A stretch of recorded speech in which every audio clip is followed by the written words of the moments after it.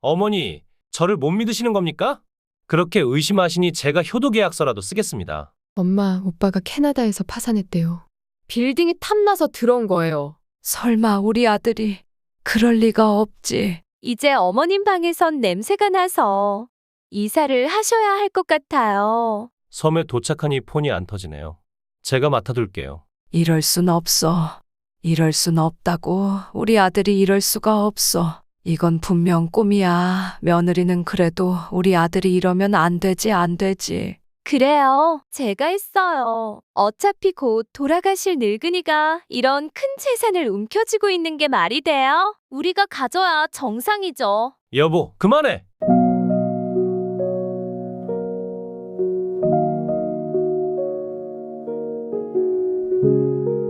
구독자 여러분, 날씨가 추워지고 있습니다. 감기 조심하시고요. 오늘 시청자 사연 빠르게 시작해 보겠습니다. 안녕하세요. 성수동에서 40년째 살고 있는 68세 김순자입니다. 제 나이가 이제 68. 어느덧 저도 이렇게 나이를 먹었네요.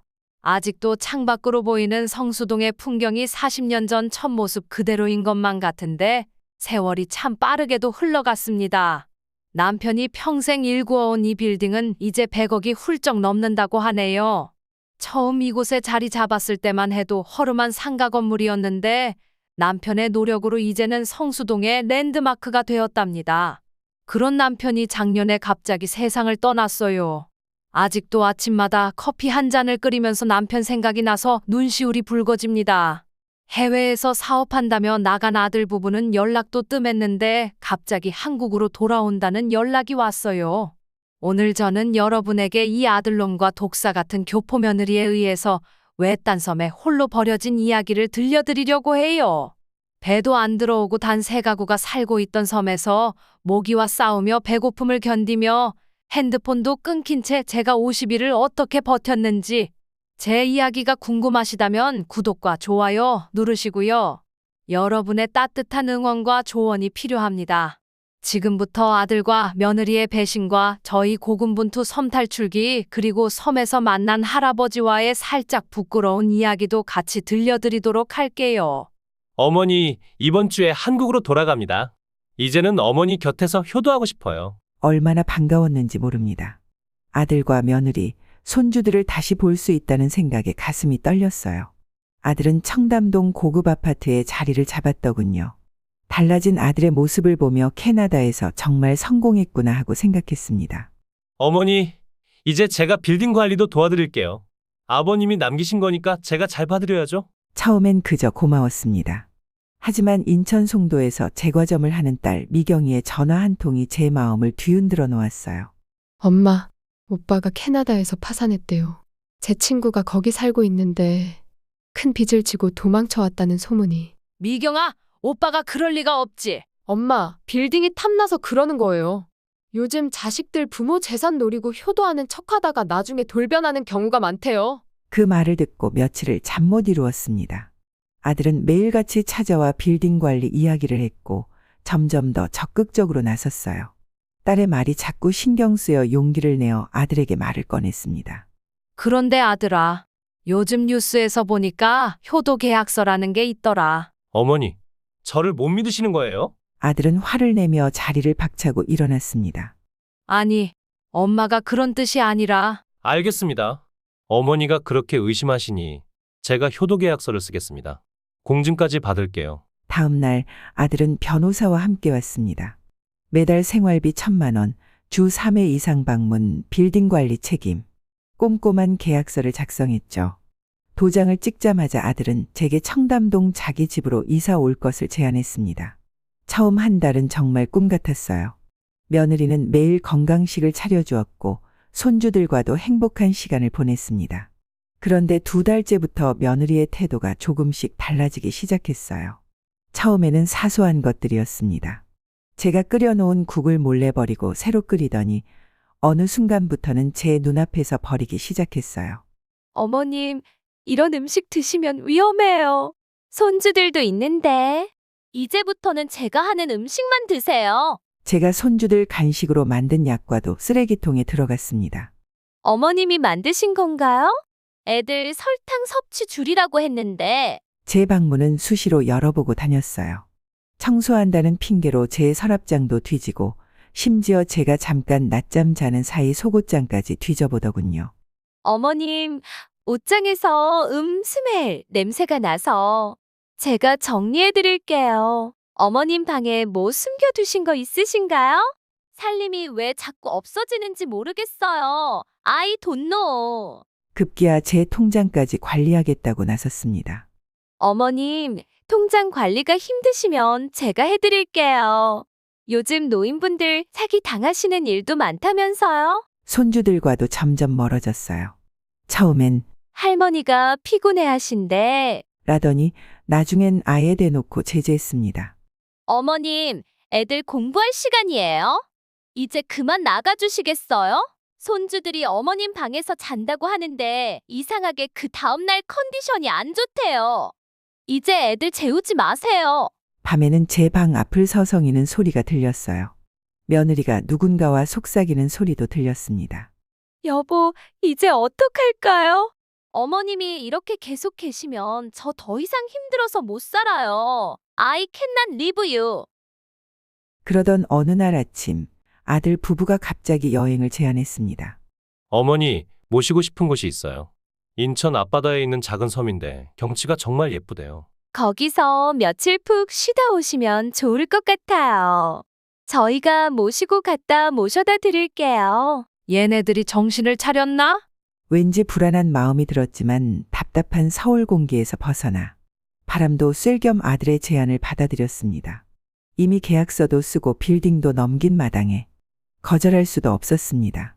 알겠다. 제가 짐을 싸는 동안 며느리가 은근슬쩍 제 핸드폰을 가져갔어요. 어머님, 폰 배터리가 나빠 보이네요. 제가 새로 사다 드릴게요. 여행 가시는 동안 제가 보관할게요. 그렇게 저는 운명처럼 그 섬으로 향하는 배에 올랐습니다. 푸른 바다를 보며 설레는 마음도 잠시 배가 섬에 가까워질수록 왠지 모를 불안감이 밀려왔어요. 바닷바람을 맞으며 1시간쯤 달리자 조그만 섬이 모습을 드러냈습니다.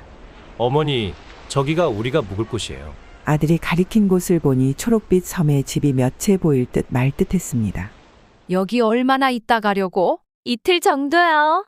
어머니 마음에 드실 거예요. 배가 선착장에 닫혀 낡은 트럭 한 대가 기다리고 있었습니다. 짐을 싣고 비포장 도로를 한참을 올라가니 허름한 집 한 채가 나왔어요. 어머니, 여기서 쉬고 계세요. 저희는 장 좀 보고 올게요. 짐을 내려놓자마자 아들 부부는 서둘러 나갔습니다. 방 안을 둘러보니 창문은 녹슬어 있고 방바닥은 축축했어요. 창밖을 보니 파란 바다만 끝없이 펼쳐져 있었습니다. 1시간이 지나도 돌아오지 않자 불안한 마음에 밖으로 나갔습니다. 아들아, 어디 있니? 아들아, 아들아. 며느라, 며느라. 대답 대신 들려온 건 백고동 소리. 선착장 쪽을 바라보니 아들 부부가 탄 배가 멀어지고 있었습니다. 안 돼. 안 돼, 안 돼. 안 돼. 허겁지겁 선착장으로 뛰어갔지만 이미 늦었어요. 세상이 무너지는 것 같았습니다.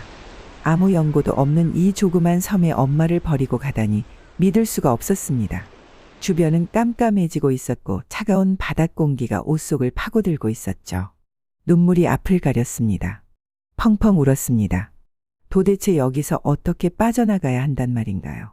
그때였습니다. 핸드폰을 찾으려 가방을 뒤지는데 주머니에서 구겨진 종이 한 장이 나왔어요. 떨리는 손으로 펼쳐보니 그건 아들이 썼던 효도 계약서였습니다. 계약서는 여러 조각으로 찢겨져 있었고 뒷면에는 삐뚤빼뚤한 글씨로 이렇게 적혀 있었어요. 어머니, 이제 그만 쉬세요. 빌딩은 제가 잘 관리할 테니 걱정 마시고요. 순간 눈앞이 캄캄해졌습니다. 이럴 순 없어. 이럴 순 없다고. 우리 아들이 이럴 수가 없어. 이건 분명 꿈이야. 며느리는 그래도 우리 아들이 이러면 안 되지. 저는 선착장 난간을 붙잡고 오열했습니다. 파도 소리만이 제 울음소리에 대답해 주었어요. 바닷가에서 한참을 울고 난 후 저는 허름한 방으로 돌아왔습니다. 방바닥은 축축했고 천장에서는 빗물이 새는 것 같았어요. 여기서 어떻게 살아야 하나? 그때 문 밖에서 거친 목소리가 들렸습니다. 할머니, 밥 먹어야죠. 안 그러면 내일도 버틸 수 없을 텐데. 나이 지긋한 할아버지가 쌀밥 한 그릇을 들고 서 있었습니다. 아들이 섬을 떠나기 전 이 할아버지와 이야기를 나누는 걸 봤었어요. 할아버지, 여기서 배가 자주 들어오나요? 일주일에 한 번. 그것도 날씨 좋을 때나 들어와요. 그리고 전 할머니 감시하라는 말을 들었으니까 섬 밖으로는 못 나가셔요. 할아버지의 눈빛이 매서웠습니다. 이틀째 되는 날 아침부터 배가 고팠습니다. 청담동에서 온갖 음식을 먹던 제가 이제는 굶주림과 싸워야 했어요. 할머니, 저기 바위 틈에 조개가 있을 거예요. 그거라도 잡아먹어야죠. 할아버지의 말에 따라 바위로 갔습니다. 평생 손에 물 한 번 묻혀본 적 없는 제가 미끄러운 바위를 기어다니며 조개를 찾았어요. 아이고, 미끄러워. 몇 번이나 넘어지고 무릎에 상처가 났지만 조개 몇 개를 건졌습니다. 손톱은 다 깨지고 손바닥은 까져서 피가 났어요. 하하, 할머니 조개 잡는 솜씨가 영 아니네요. 할아버지가 비웃듯 말했지만 전 괜찮았어요. 살아남아야 했으니까요. 밤이 되니 모기가 때로 몰려왔습니다. 방충망이 다 뚫린 창문으로 모기들이 수없이 들어왔어요. 아이고, 이놈의 목이 너무 가려워. 다음 날 아침 거울을 보니 얼굴이 부어올라 있었습니다.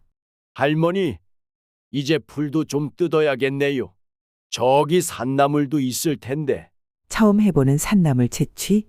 어떤 게 먹을 수 있는 건지도 몰라 할아버지를 계속 따라다녔어요. 이건 독초예요. 먹으면 죽어요. 할머니, 그건 쐐기풀이에요. 만지면 따가워요. 매일 새로운 실수를 하는 저를 보며 할아버지는 한숨을 쉬었습니다. 비가 내리는 날에는 더 힘들었어요.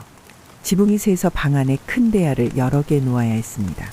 할머니, 이러다 감기 걸리겠네. 할아버지의 목소리에 처음으로 걱정이 묻어났어요.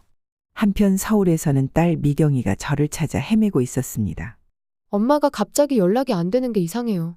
오빠, 엄마 어디 계신 거예요? 어머니, 그냥 여행 가셨다고 하지 않았어? 여행이요? 엄마가 갑자기 무슨 여행을? 폰도 안 받으시고. 미경아, 너무 걱정하지 마. 어머니도 이제 혼자만의 시간이 필요하실 때야. 이런 서울의 사정을 저는 알 리가 없었죠. 시간이 흐를수록 섬에서의 생활은 조금씩 나아졌어요. 조개도 잘 채취하게 되었고 산나물도 구분할 수 있게 되었습니다. 한편 딸은 경찰서를 찾아갔습니다. 선생님, 실종 신고를 하고 싶은데요. 어머니가 한 달째 연락이 안 돼요. 죄송하지만 따님, 큰아들 분께서 이미 다녀가셨어요. 어머님이 자발적으로 여행을 가셨다고.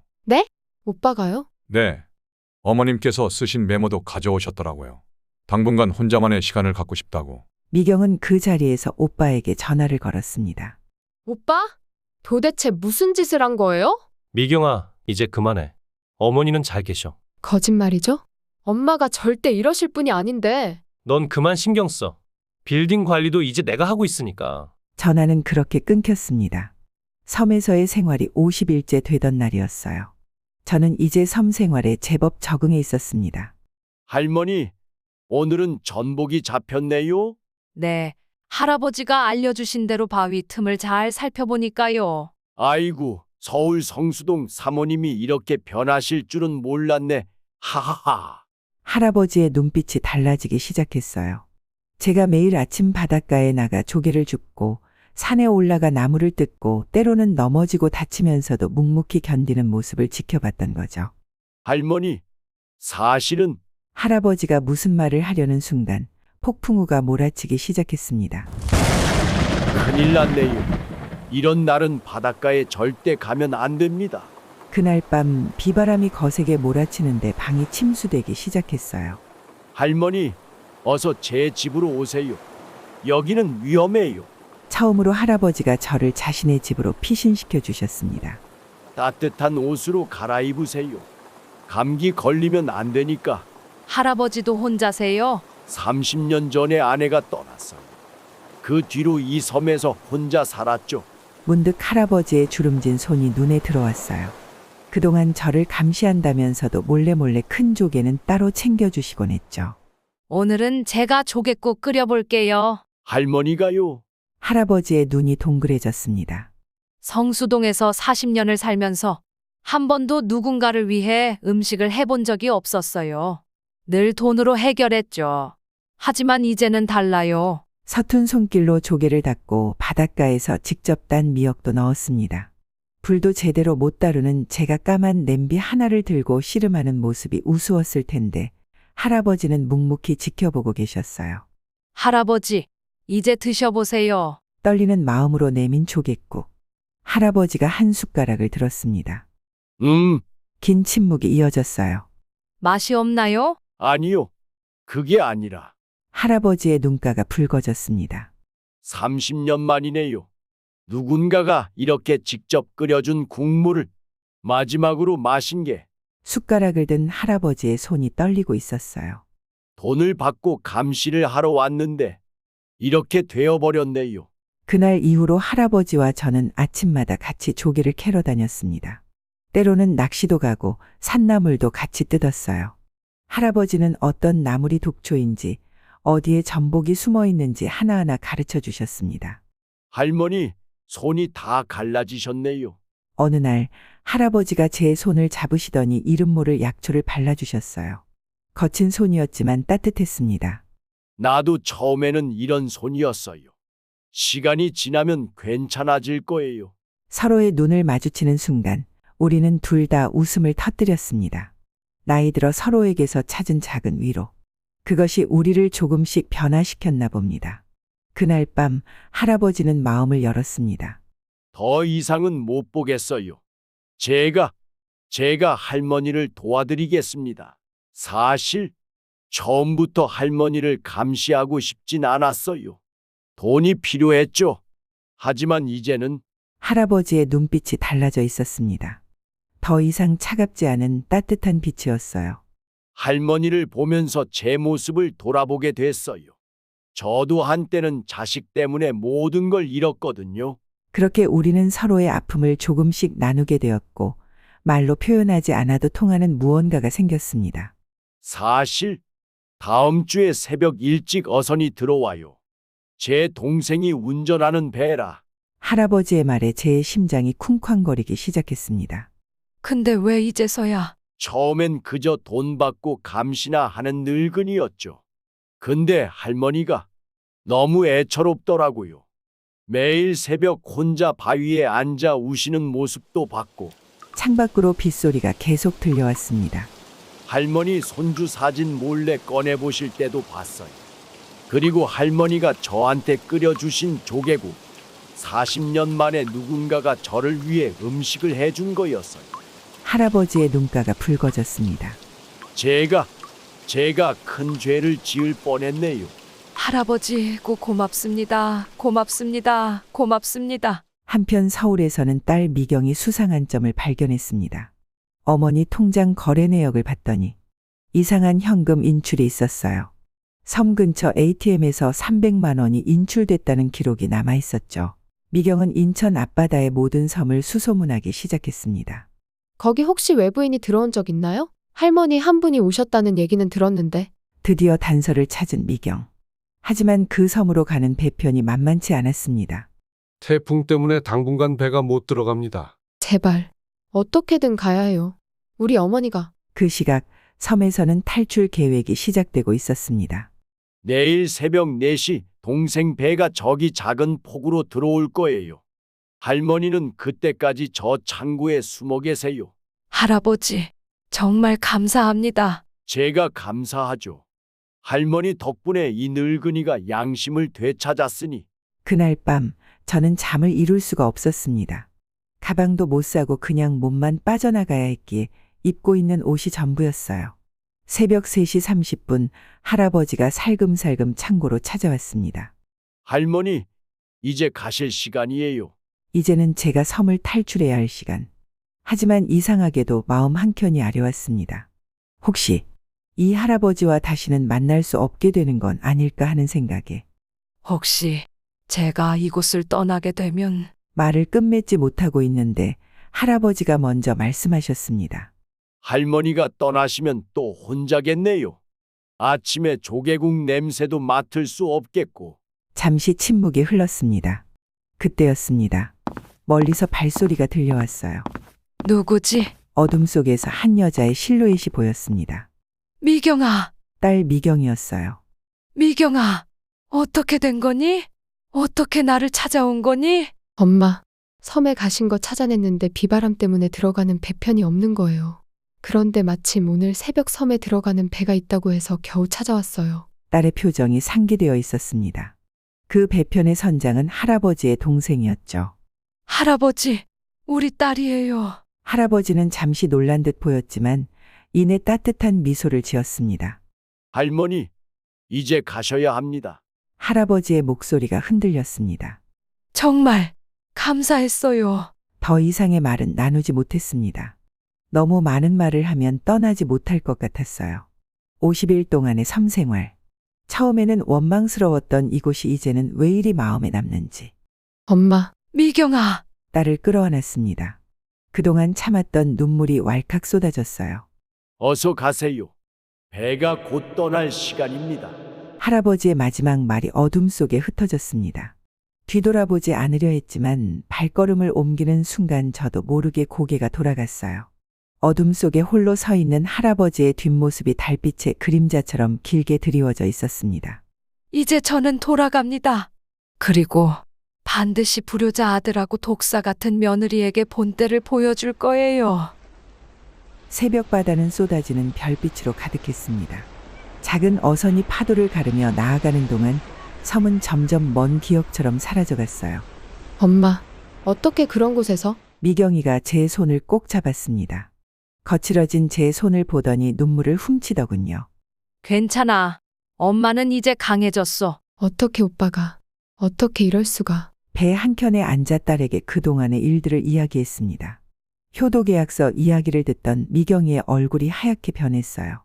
그래서 제가 빌딩 등기부등본을 떼어보니까 이미 오빠 앞으로 다 넘어가 있더라고요.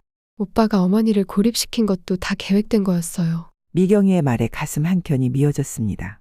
근데 엄마, 어떻게 그 섬에서 지내실 수 있었어요? 엄마는 평생 호텔 조식만 드시던 분이셨는데. 쓰게 웃으며 대답했습니다. 처음에는 정말 죽을 것 같았지. 손톱이 다 깨지고 옷은 다 젖고 하루에도 몇 번씩 울었어. 파도 소리를 듣며 계속 이야기를 이어갔습니다. 근데 어느 순간부터였을까? 내 손으로 조개를 캐서 끓인 국물 맛을 보는데 그렇게 맛있더라고.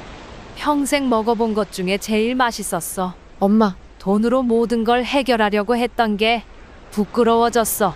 거친 바위에 미끄러지고 발도 다치고 그래도 매일매일 조금씩 강해지는 게 느껴졌어. 배가 육지에 가까워질수록 불빛이 하나둘 보이기 시작했습니다.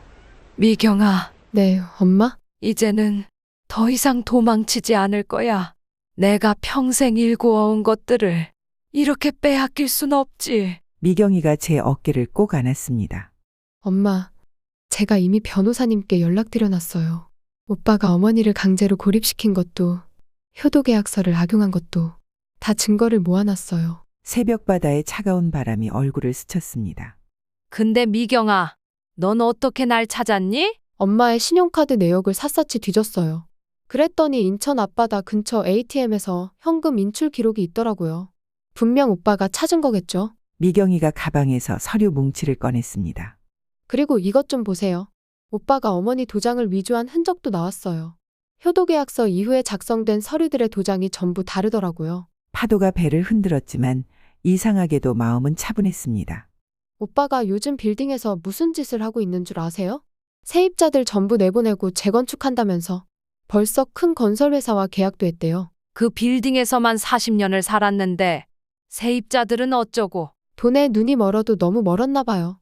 오빠가. 잠시 침묵이 흘렀습니다. 그런데 엄마, 섬에서는 정말 힘들지 않으셨어요? 오빠 아내가 그렇게 차갑게 굴더니 이번엔 또 이런 일을. 저는 잠시 생각에 잠겼습니다. 차가운 방바닥, 새우잡이 배소리에 잠 못 이루던 밤들. 하지만 이상하게도 그 기억들이 전부 나쁘지만은 않았어요. 미경아, 이상한 말처럼 들릴지 모르지만 그곳에서의 시간이 내게 큰 선물이 됐나 봐. 네? 엄마가 평생 돈으로만 해결하려 했던 게 어쩌면 내가 진짜 행복을 모르고 살았던 거였을지도 몰라. 새벽 하늘에 어둠이 걷히기 시작했습니다. 매일 아침 바닷가에서 조개를 캐고 산나물을 뜯고 처음에는 죽을 것 같았는데 이제는 그때가 그립기도 해. 문득 할아버지 생각이 났습니다. 마지막으로 건넨 그 눈빛에 무슨 말이 담겨 있었을까? 자, 이제 곧 도착할 거예요.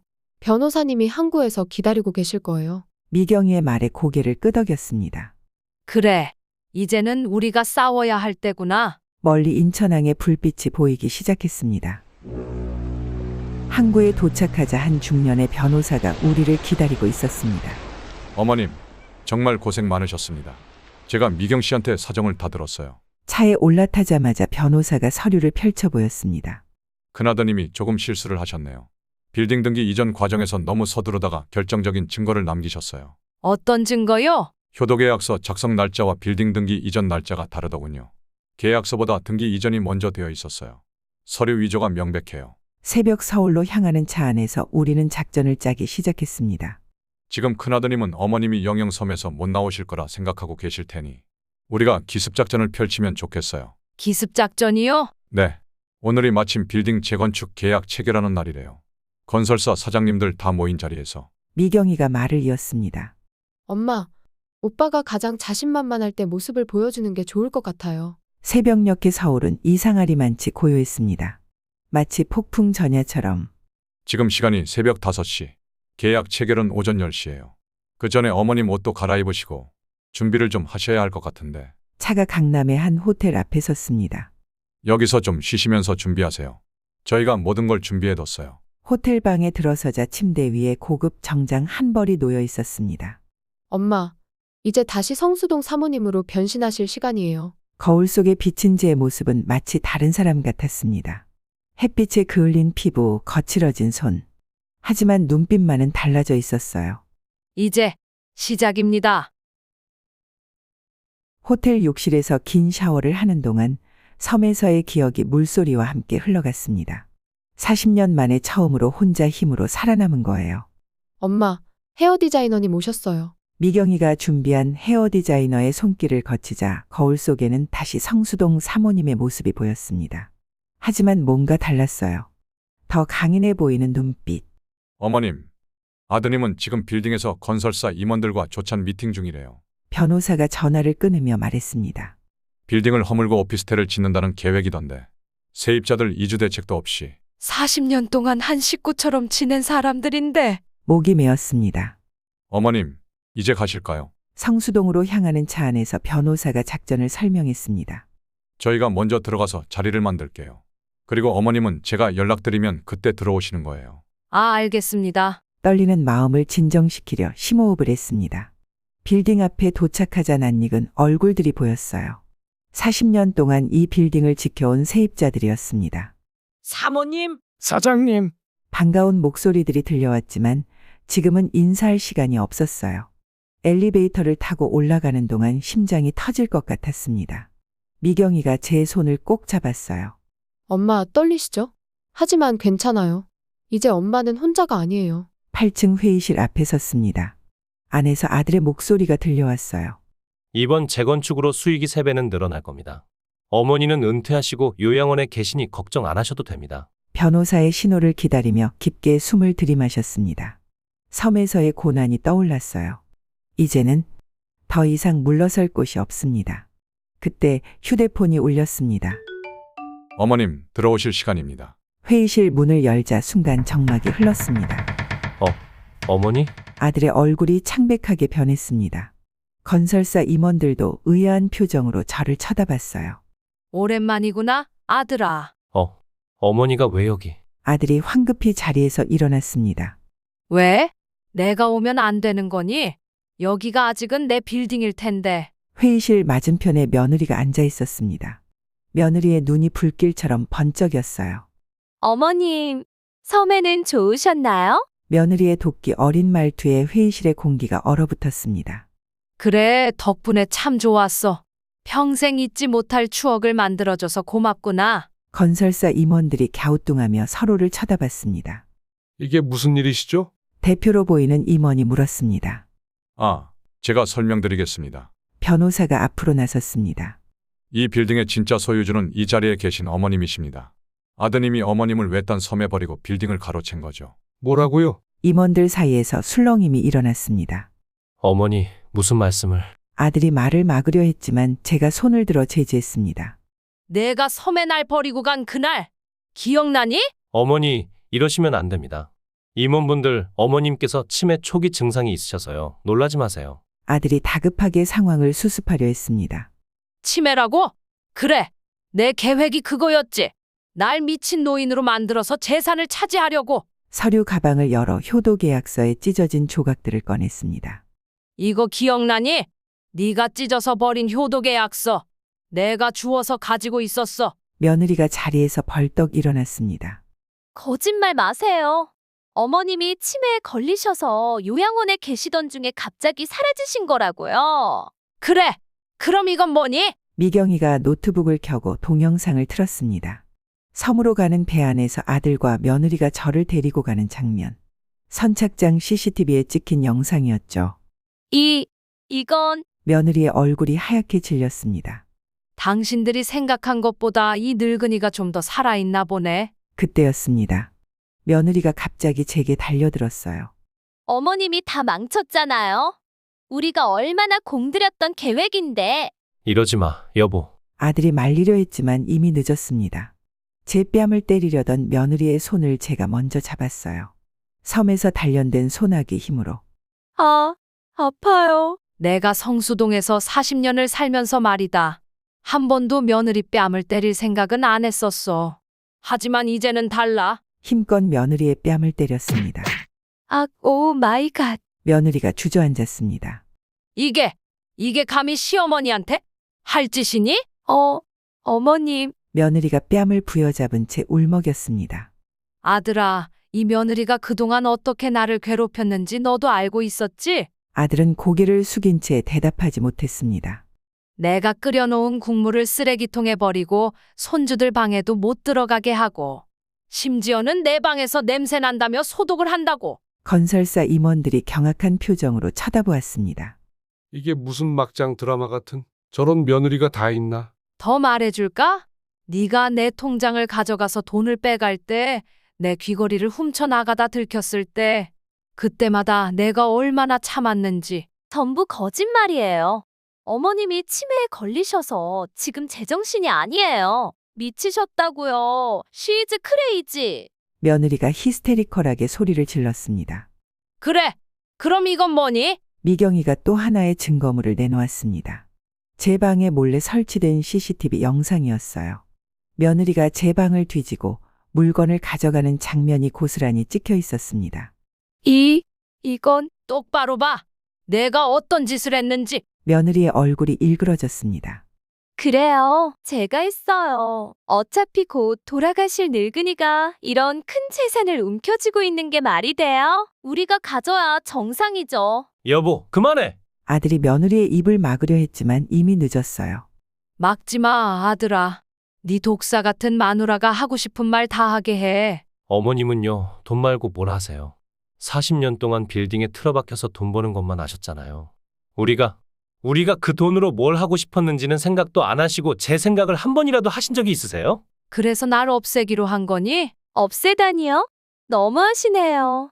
그저 조용히 섬에서 여생을 보내시라고. 며느리의 말이 채 끝나기도 전에 팡하고 또 한 번 뺨을 때렸습니다. 아직도 모자라? 어머니! 아들이 달려들려는 순간 건설사 대표가 자리에서 일어섰습니다. 이봐요, 김 사장. 지금 이게 무슨 상황인지 설명 좀 해보시죠. 우리가 지금 어머님을 섬에 유기한 천하의 싸가지 없는 불효자식 사기꾼하고 계약을 하려고 한 겁니까? 아니, 그게 아니에요. 아니라고요? 그때 경찰들이 회의실로 들어왔습니다. 김준호 씨, 김미연 씨, 두 분 모두 사기 혐의로 체포하겠습니다. 이게 무슨 일이야? 며느리가 발버둥을 치며 소리쳤습니다. 이런 날이 올 줄 알았어요. 그래서 준비했죠. 딸 미경이가 차갑게 말했습니다. 오빠 기억나요? 엄마 통장에서 돈 빼간 거, 도장 위조한 거, 심지어 섬 할아버지한테 돈 준 것까지. 전부 증거 잡았어요. 경찰이 아들과 며느리에게 수갑을 채우기 시작했습니다. 어머니, 제발. 아들이 마지막으로 애원했습니다. 네가 날 그 섬에 버리고 갈 때 그때 이미 난 네 어미가 아니었다. 이 천하의 불효자식, 독사 같은 며느리가 그렇게 좋으냐? 경찰이 두 사람을 데리고 나가는 모습을 보며 서글픈 마음이 들었습니다. 하지만 이제 돌이킬 수는 없어요. 어머님, 이제 어떻게 하실 건가요? 건설사 대표가 조심스럽게 물었습니다. 재건축은 없습니다. 40년 동안 이 빌딩에서 함께 해온 세입자들. 그들이 제 진짜 가족이에요. 회의실을 나서는데 1층 로비가 사람들로 가득 찼습니다. 세입자들이었어요. 사장님, 우리 사모님 돌아오셨네. 이제 괜찮으신 거예요? 40년 동안 한 식구처럼 지내온 사람들의 얼굴에 눈물이 흘렀습니다. 죄송해요, 여러분. 내가 잠시 정신을 놓는 바람에. 오래된 분식집 할머니가 제 손을 꼭 잡았습니다. 아이고, 무슨 소리예요? 우리가 얼마나 걱정했는지 아세요? 아드님이 사모님 치매에 걸리셔서 요양원에 모셨다고 할 때부터 이상했어요. 문구점 할아버지도 다가왔습니다. 맞아요. 40년 동안 매달 일요일마다 꼬박꼬박 와서 월세 영수증 직접 써주시던 분이 갑자기 치매라니 말이 되나요? 미경이가 제 어깨를 감싸 안았습니다. 엄마, 보세요. 이분들이 엄마의 진짜 가족이에요. 눈물이 멈추지 않았습니다. 정말 죄송해요, 여러분. 이제는 절대로 이 빌딩을 내놓지 않을 거예요. 그때 누군가 외쳤습니다. 사모님, 저희가 준비한 게 있어요. 꽃집 여사장님이 꽃다발을 들고 나왔습니다.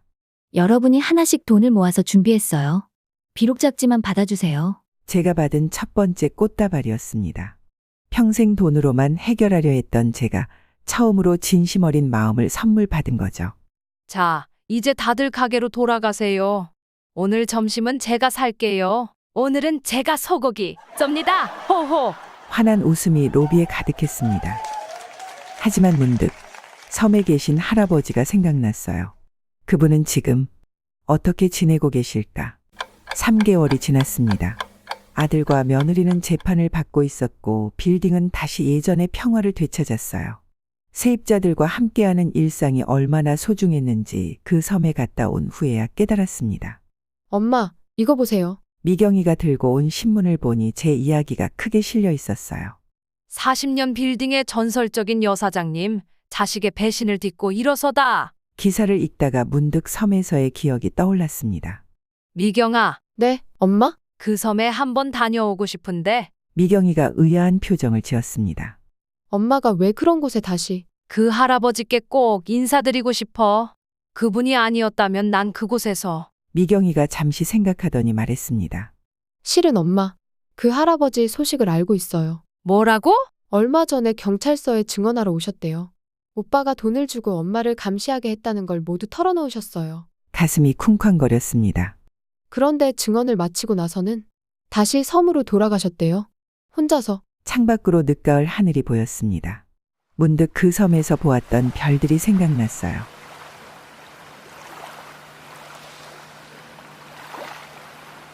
미경아, 이번 주말에 그 섬에 한번 가보자. 배가 섬으로 향하는 동안 가슴이 떨렸습니다. 석 달 전 이 배를 타고 도망치듯 떠났던 그때와는 다른 느낌이었어요. 엄마, 괜찮으세요? 응, 그냥 조금 긴장되네. 선착장이 가까워질수록 그때의 기억이 선명하게 떠올랐습니다. 할아버지가 서 있던 자리, 제가 조개를 캐던 바위. 모든 것이 그대로였어요. 배에서 내리자 차가운 가을바람이 불었습니다. 저기, 할아버지 집이 어디셨죠? 섬 주민 한 분께 물었더니 아, 김할아버지요? 저 언덕 위에 계세요. 요즘은 잘 안 나오시는데.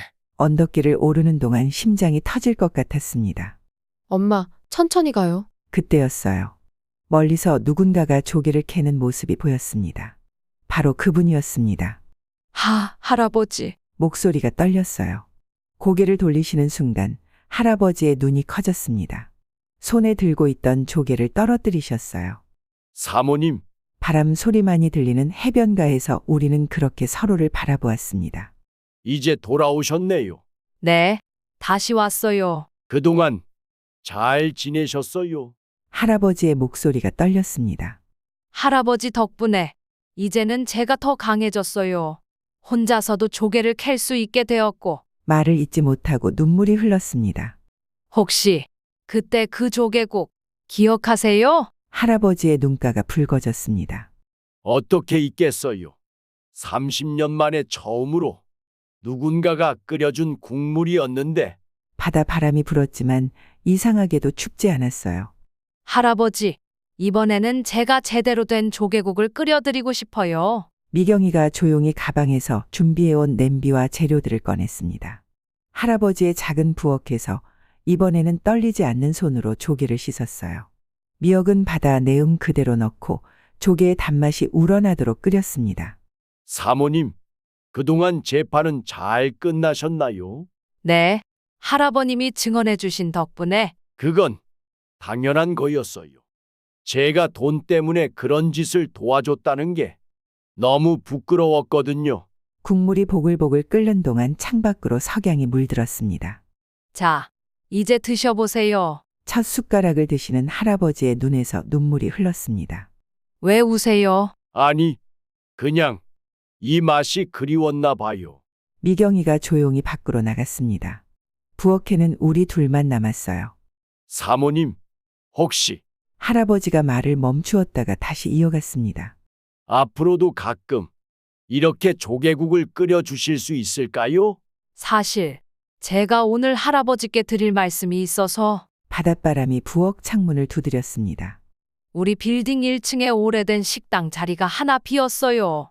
영감님이 혹시 거기서 조개 요리 전문점을 하나 차리시면 어떨까 해서. 할아버지의 숟가락이 멈췄습니다. 저보고요.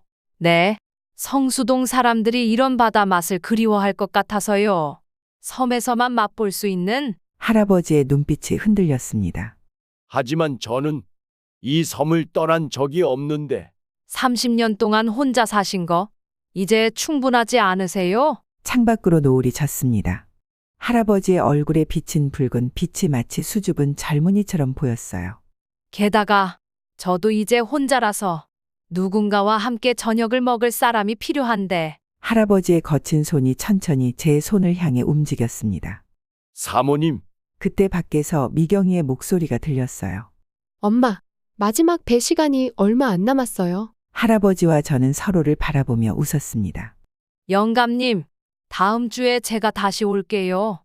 그때. 네, 그때 대답해 드릴게요. 돌아가는 배 위에서 섬을 바라보는데 할아버지가 선착장에 서서 손을 흔들고 계셨어요. 엄마, 할아버지께서 오시기로 하셨어요? 글쎄, 다음 주에 봐야 알 수 있겠지? 미경이가 제 어깨에 머리를 기대며 말했습니다. 엄마, 이제야 진짜 행복해 보이세요. 1년 후 성수동 빌딩 1층 섬마을 조개탕이라는 작은 식당 앞에 늘 손님들이 줄을 섭니다. 아이고, 사장님. 오늘도 조개국 맛이 끝내주네요. 우리 할아버지가 직접 새벽마다 공수해 오시는 조개라 그럴 거예요. 저는 매일 아침 일찍 할아버지와 함께 시장에 나가 조개를 고릅니다. 까칠했던 할아버지의 손이 이제는 제 손을 자연스럽게 잡습니다. 순자 씨, 이 조개 보세요. 오늘은 특별히 아주 싱싱하네요. 손님들이 좋아하실 것 같아요. 세입자들은 이제 우리를 보며 웃습니다. 사모님, 사장님이랑 정말 잘 어울리세요. 그러게요. 두 번 보면 나도 모르게 입가에 미소가 나요. 가끔 옥상에 올라가면 영감이 들려주는 바다 이야기에 시간 가는 줄 모릅니다. 서울에서는 별이 잘 보이지 않지만 영감이 있어 그 섬에서의 추억이 늘 살아있어요. 미경이는 2층에서 제과점을 하고 있고 손주들은 주말마다 찾아와 할아버지와 함께 놀이터 가는 게 일과가 되었습니다. 할머니, 우리 할아버지가 최고예요. 할아버지가 그네도 밀어줬어요. 어느 날 저녁 영감이 제게 작은 상자 하나를 건넸습니다. 이게 뭐예요? 그 섬에서 사모님이 처음 주신 조개국 그릇이에요. 평생 간직하고 싶어서.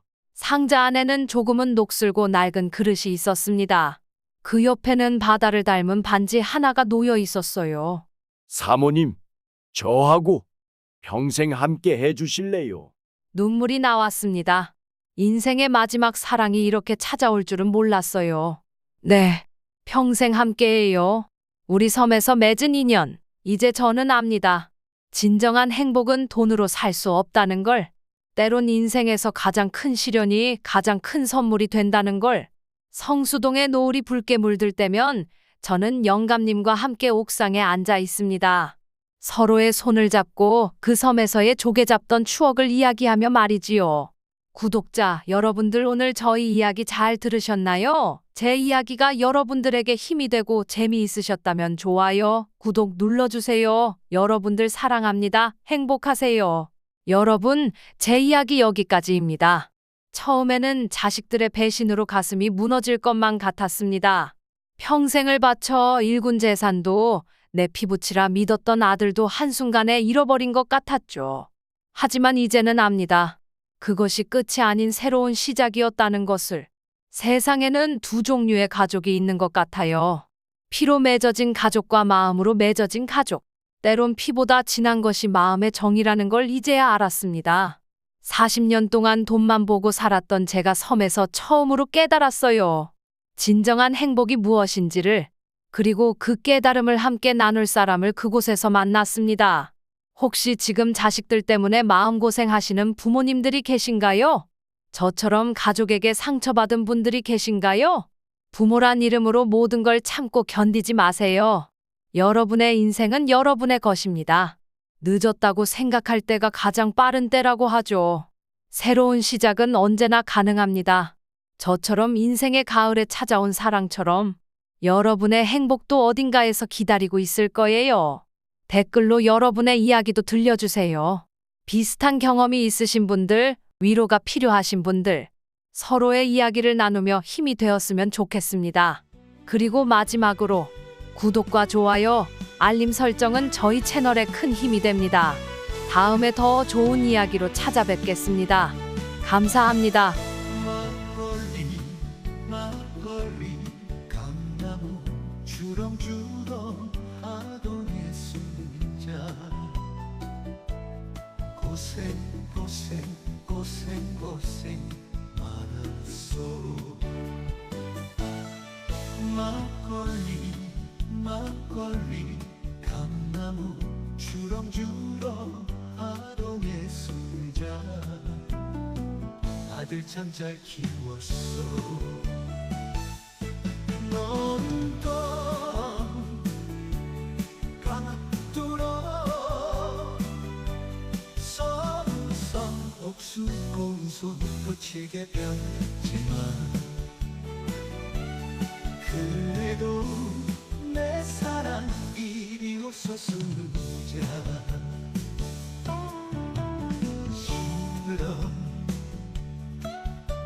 싱그러 시큰 둔한 당신이지만 막걸리 이리와 한 잔 받으시오. 하동의 순자 내 사랑 순자. 막걸리 이리와 한 잔 받으시오. 하동의 순자 내 사랑 순자. 하동의 순자 내 사랑 순자.